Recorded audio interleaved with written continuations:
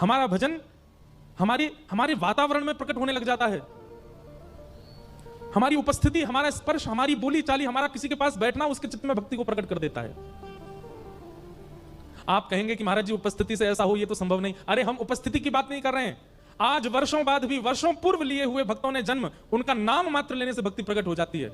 एक नाम ले दें बस, मीरा, कितनों के चित्त में प्रेम प्रकट हुआ, कितनों के चित्त में गिरधर लाल प्रकट हुए। तुलसीदास, नाम लेते ही राम प्रकट हो जाते हैं चित्त में। सूरदास, नाम लेते ही गोपाल जी प्रकट हो जाते हैं चित्त में।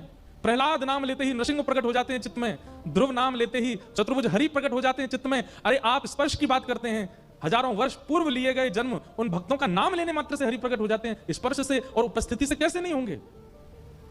इसका मतलब हमारे भजन में ही सामर्थ्य नहीं है कि हमारी उपस्थिति से भी कोई फायदा नहीं हुआ किसी को।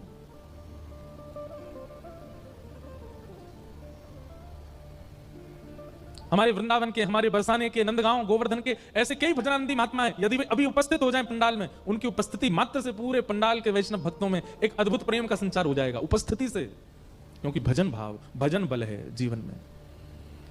रत्नावती की वो दासी है तो दासी, पर उसका भजन बल ऐसा है कि एक राजवंश के भोगों में सदा लिप्त रहने वाले लोगों में जन्मी रत्नावती, उसको देखने मात्र से नेत्र सजल होते हैं। और स्पर्श करके तो रत्नावती ऐसी व्याकुल हो गई, स्वयं से पूछ रही हैं, मैं क्यों रो रही हूं, मुझे इतना रोना क्यों आ रहा है? अरे नाम तुम बोलती हो, नेत्र मेरे सजल क्यों होते हैं?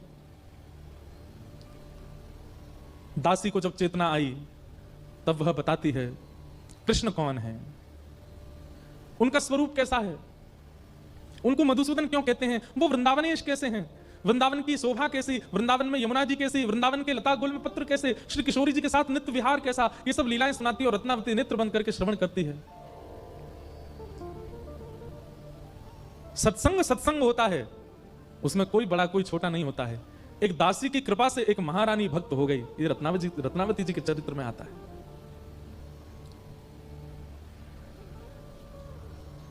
रत्नावती कहती हैं, अब ये सब प्रसंग सुनने मात्र से मेरे चित्त को शांति नहीं मिलती है। एकांत में बैठा करके और पूछती, और बताओ ना, और उनके बारे में कहो ना, और कैसे संभव हो। अब स्थिति ये हो गई कि चरित्र सुनते सुनते सुनते अब चरित्र से चित्त में शांति नहीं बैठती है, अब तो दर्शन की अभिलाषा है।